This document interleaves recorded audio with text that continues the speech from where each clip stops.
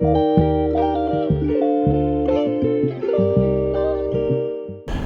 ¿qué tal? Muy buenas tardes. Bienvenidos a nuestro espacio digital Expresatem, Voces por la Democracia.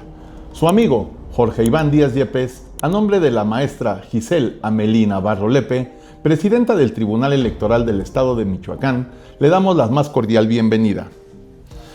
Hoy vamos a tocar un tema muy interesante para todos.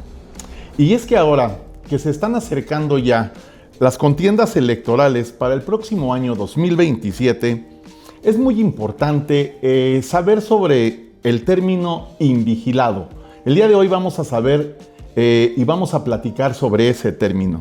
Y para ello vamos a platicar con dos compañeros de este tribunal electoral.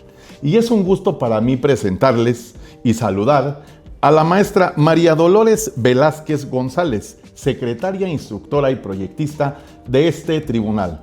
Maestra, muy buenos días, gracias por estar aquí. Hola, ¿qué tal? Buenos días, muchas gracias. Un gusto estar aquí con ustedes el día de hoy. Muy amable, gracias. También es un gusto, y no menos, presentarles al maestro Alan Guevara Dávila, también secretario, instructor y proyectista de este tribunal. Alan, gracias de nuevo también por estar aquí con nosotros, un gusto. Gracias, Iván, muy buenas tardes. Saludo con mucho gusto a todas las personas que nos siguen en este espacio. Hoy estoy muy contento de estar aquí contigo, de compartir aquí con Lolis, y aprovecho para agradecer mucho a la presidencia de este Tribunal Electoral por esa oportunidad que nos da de participar en este espacio. Así es, muchísimas gracias. Lolis, sí, ¿verdad? Es tú. Así te decimos o te dice toda la gente aquí con cariño. Muy bien, qué bueno. Pues vamos a entrar en el tema. El término, como les decía, invigilado. En términos electorales se refiere a la responsabilidad de los partidos políticos por algunas faltas cometidas o errores sobre sus militantes, candidatos, simpatizantes o terceros relacionados al debido incumplimiento de su deber. Para ello vamos a platicar aquí con nuestros compañeros. Lolis, ¿cuáles serían las faltas recurrentes de los candidatos o militantes dentro de este tema? ¿Qué nos puedes comentar? Muchas gracias, Iván. Bueno, previo a contestarte tu pregunta, me gustaría introducir un poquito más a lo que ya comentaste ahorita. Esta culpa invigilando fue tomada como parte de los criterios adoptados por la Sala Superior, porque la figura no estaba regulada en la legislación. Entonces, la Sala Superior comenzó a generar este tipo de criterios a efecto de garantizar la legalidad en la certeza del desarrollo de los procesos electorales.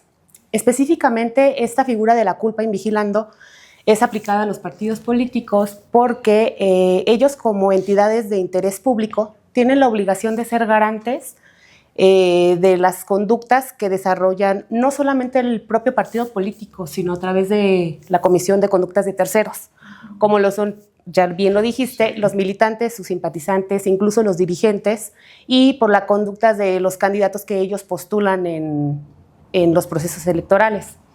Entonces, se asemeja mucho a esta figura de la culpa invigilando. Existe otro tipo de responsabilidad que es la indirecta, que la Sala Superior también ha definido ciertos criterios para calificar la participación de los candidatos, porque es un tema que no es propiamente relacionado, pero sí tiene un poquito de semejanzas con el tema.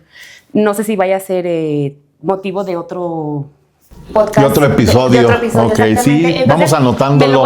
Claro que sí. Pero sí quise hacer el señalamiento porque creo que sí tiene un poquito de diferencias entre la aplicación de los partidos políticos y de los candidatos.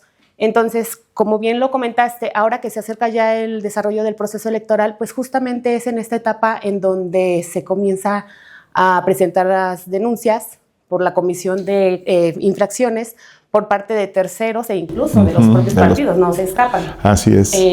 Entonces, los actos en los que ellos pueden incurrir, o los más recurrentes, pues es en los actos anticipados de campaña, propaganda prohibida, colocación de propaganda electoral en lugares no permitidos, en situaciones de violencia política por razón de género, vulneraciones al interior superior de la niñez. No sé si se me escapa alguna otra. Me parece que son los más recurrentes, Lolis. Me parece que por ahí el uso de símbolos religiosos en la campaña, ese tipo que ya mencionaste, son los más recurrentes. Y bien lo dices, esta figura procesal de responsabilidad, la denominada culpa por no vigilar, o dicho en latín, culpa in vigilando, se refiere efectivamente a esa responsabilidad indirecta que se les atribuye a los partidos políticos por no tener esa pericia de vigilar la actuación de sus candidatos, sus militantes, incluso de terceras personas. Entonces, creo que partiendo de esta definición, me parece muy importante, no sé si también así lo consideres, Lolis, diferenciar entre esa responsabilidad directa y la indirecta. La directa es muy sencilla, es cuando tú lo haces, eres parte de esa infracción o la ordenas. En este caso, se le sancionaría por una acción, a diferencia de la culpa invigilando, que se sanciona una omisión. Es decir, el partido no hace la falta ni la ordena, no obstante lo que se le va a sancionar aquí no es una acción, ni es un hacer, sino lo que dejó de hacer.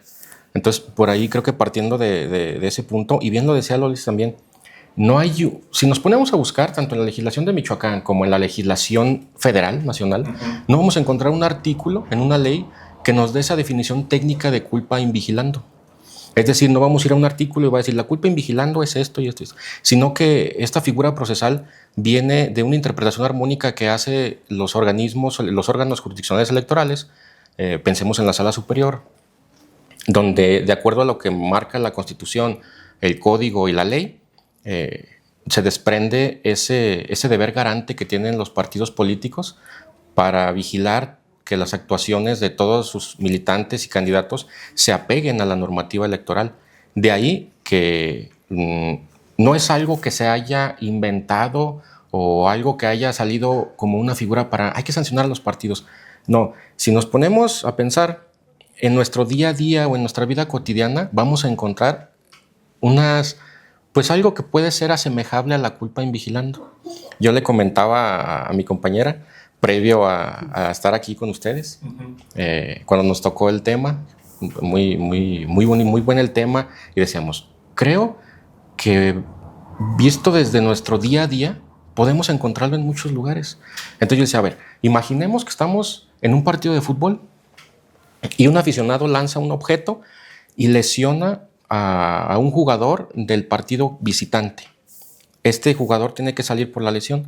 En ese momento, lo lógico es que se detiene a la persona que cometió la lesión, se le aplica su castigo correspondiente, pero al día siguiente se emite un comunicado donde se sanciona a ese equipo de fútbol con una multa, incluso a veces hasta millonaria, y aparte se le sanciona con no permitirle jugar en su estadio 2 o 3 juegos. No es que el equipo de fútbol haya cometido esa lesión o haya ordenado que se arrojara ese objeto, sino que falló en ese deber de vigilar y de prevenir que no pasara. Que no tuvo las medidas o que no tomó las medidas necesarias para que no sucediera eso. No es lo que además él tuvo un beneficio. ¿Por qué? Porque sacaron al jugador contrario. Entonces, ¿qué querían los equipos? Ganar. Entonces, con esa diferencia que ella tuvo en sus jugadores, el otro equipo pudo haber tenido un beneficio. Otro muy sencillo es el del papá que su hijo va y rompe un vidrio con una pelota. ¿Quién es el responsable de los daños? Lógicamente el papá. Y no porque él haya aventado el balón y lo haya quebrado, sino que él falló en su deber de vigilar que su hijo jugara con la pericia necesaria para no quebrar ese vidrio. Me parece que por ahí con esos ejemplos podemos traer o llevar esta figura que estamos platicando aquí con todos ustedes a nuestro día a día y nos queda un poco más claro. No sé qué te parece. Adelante, sí, claro. Adelante, algún otro argumento. Gracias. Adicional a las conductas que ya comentamos ahorita con Alan, se nos estaba escapando una muy importante, que es la utilización indebida de recursos públicos. Porque pues, no necesariamente el partido realiza la utilización del recurso público, pero sus candidatos sí se pueden ver beneficiados a través de la aplicación de este tipo de recursos públicos a través de diversas personas. Sí, y es muy recurrente. De hecho, esto de la utilización es el pan de cada día. Claro. Creo que me atrevería a decir que es de lo que más llega. Y como dijo Lolis, ya nos daría para otro episodio, sí, ¿verdad? Claro. De otro episodio. Consideramos que son un poco cortos de pronto los temas, pero ya, pero sí, ya sobre entrando, la plática ya se abunda uno. Vemos que sí, claro. son muchos Sí, es aspectos los que se cierto, pueden tocar. es cierto. Alan, platícanos, ¿cuál sería la responsabilidad? Ya me lo habías comentado, ya nos lo estabas explicando. La responsabilidad de los partidos sobre sus candidatos o afiliados, como lo mencionaste ahorita muy acertadamente, pero para que nuestros amigos y amigas podamos entenderlo en palabras más de la ciudadanía, ¿cuáles son esas responsabilidades que tienen? Sí, mira, te comento, Iván. Esta culpa en vigilando no es un castigo que se pueda aplicar de forma absoluta, sino que tienen que cumplir esos ciertos elementos para poder tener una configuración adecuada de esta figura y poder llegar a esa sanción al partido político por su inacción de vigilar. Es decir, a través de todos los precedentes que ha dictado la Sala Superior, sobre todo, ha fijado ciertos elementos. Uno, primero que tenemos que tener siempre y que tiene que estar bien es que haya una vulneración a la norma. Te explico. Mira. Si viene una contraparte y se queja de que estás utilizando la imagen de menores indebidamente, el primer elemento que tiene que configurarse es que efectivamente se haya utilizado esa imagen de los menores de forma inadecuada. Teniendo ese, en automático, ya sabemos que quien la utilizó, en este caso tendría que ser a lo mejor un candidato, lleva su sanción, ¿sí? Candidato o precandidato. Ahora, debe haber otro elemento que viene siendo el vínculo. Ese vínculo es siendo militante, siendo candidato o con el simple hecho de que el partido político se haya visto beneficiado. Es decir, aquí es donde entra que cualquier tercero puede traer consigo que se le pueda sancionar al partido político por culpa en vigilando. Ahora, hay algo muy importante que me gustaría resaltar mucho. En este supuesto de los vínculos, la Sala Superior también, a través de su línea jurisprudencial, ha señalado que las infracciones cometidas por su militancia, pero en su labor de servidores públicos, no se le puede considerar como responsable al partido político del cual emana. Y creo que esto tiene cierta lógica si lo vemos desde el punto de vista que cuando tu militancia llega a ocupar un cargo constitucional, él ya se debe a ese cargo, ya no puede estar ese cargo supeditado a un ente externo como es un partido político. Entonces se vería vulnerada ahí o comprometida la independencia en el cargo de ese. Por eso, cuando ya actúan como en su encargo de presidente municipal, ya no puede uno entrar a revisar si hubo una falta de vigilancia. Si gustan, mi compañera, más adelante podemos poner algunos ejemplos. Claro, con todo gusto, sí. Para que quede un poquito más claro. Ahora, hay un último elemento que es el deslinde. Es el deslinde y ahí entra lo de la falta de la vigilancia. Tiene que haber un deslinde, pero no cualquier deslinde. Ese deslinde tiene que ser efectivo, ¿sí? No sé qué te parezca o qué opinas de estos elementos. Sí, Lolis. claro. Relacionado con la figura del deslinde, que también ya ha sido un criterio fijado por la Sala Superior, nos has señalado que se deben cumplir ciertos elementos para que sea procedente este deslinde, porque no basta nada más con que ellos señalen haber desconocido la conducta. O la famosa palabra o comentario de es que yo no sabía lo que hacía mi candidato, ¿no? Exacto. Vale. Ese es un punto muy importante y es muy recurrente. ¿Por qué? Porque ellos señalan el desconocimiento de la comisión de la infracción. Sin embargo, no debemos pasar inadvertido que los partidos políticos como entes garantes que eso ya está establecido desde la Ley General de Partidos Políticos. Y ellos, como poseen un patrimonio propio, tienen una estructura muy establecida, entonces tienen la obligación de vigilar que precisamente sus militantes, simpatizantes, los precandidatos, los candidatos, incluso los terceros, como ya lo comentamos en reiteradas ocasiones, se ajusten a la legalidad. ¿Cómo lo pueden hacer? A través del deslinde. Tiene que ser efectivo, idóneo, razonable y jurídico. ¿Qué quiere decir esto? Pues que lo tienen que presentar de manera oportuna previo a que, bueno, digamos, si el partido político tiene conocimiento de que se está incurriendo en una falta, ¿cómo puede él cubrirse de que la autoridad lo sancione o lo amoneste o incluso lo multemos? Porque, bueno, en esta parte ya nos toca a nosotros como tribunal, como resolutores de los procedimientos especiales sancionadores, determinar qué tipo de correcciones disciplinarias, medios de apremio, vamos a aplicarles a los partidos políticos. Entonces, son todos estos elementos los que tenemos que tomar en consideración para determinar si ese deslinde es eficaz o no, y si con este pronunciamiento se cesa la conducta infractora. Estos elementos ya se tienen que analizar, pero digámoslo, esto es en cada caso concreto, de cada denuncia, de cada queja que se presente para el conocimiento de nosotros, primero ante la autoridad administrativa, que es la encargada de realizar toda la instrucción y sustanciación del expediente, y posteriormente nos lo remiten para que nosotros valoremos todo este tipo de elementos, las manifestaciones de los partidos políticos, y vigilar si efectivamente ellos se deslindaron de estas conductas infractoras, porque una vez que está acreditada la conducta, con independencia de que ellos digan, yo no lo conocí, no es una, se me fue la palabra, no es una extenuante. Sí, o sea, para que ellos se liberen de culpa, entonces les aplica la responsabilidad indirecta a los partidos políticos. Claro, y claro. aquí es donde me gustaría comentar lo que les adelanté al inicio de mi intervención, es la responsabilidad que se le puede imputar también a los candidatos postulados por los partidos políticos, así como a los candidatos a juzgadores. Es porque correcto. Recordemos que ellos ya ingresaron también en esta parte pues para poder ser sancionados por la comisión de conductas que ellos incluso no realizan. La jurisprudencia, como lo comentó Alan, a través de la cual se reguló un poquito lo de la culpa en vigilando, te establece precisamente esta circunstancia de que con independencia de que ellos digan yo no sabía de la conducta, no los libera de esa culpa, porque es una responsabilidad indirecta precisamente. Y en relación con los candidatos a juzgadores o los candidatos postulados, ellos, la Sala Superior recientemente ha señalado pues que tienes que acreditar que ellos tuvieron siquiera indicios de la comisión de esta falta. Correcto. Algo. Me parece muy importantísimo este tema del deslinde porque es donde siempre los partidos políticos, sobre todo, se quedan muy cortos. Ellos entienden un deslinde como el deslinde de papel. Ajá. A ver, vamos, si les parece, vamos bajando este deslinde al plano práctico. Yo recuerdo mucho un caso pues muy sonado en el 2021 de un partido político que fue denunciado su candidato y fueron denunciados una serie de influencers.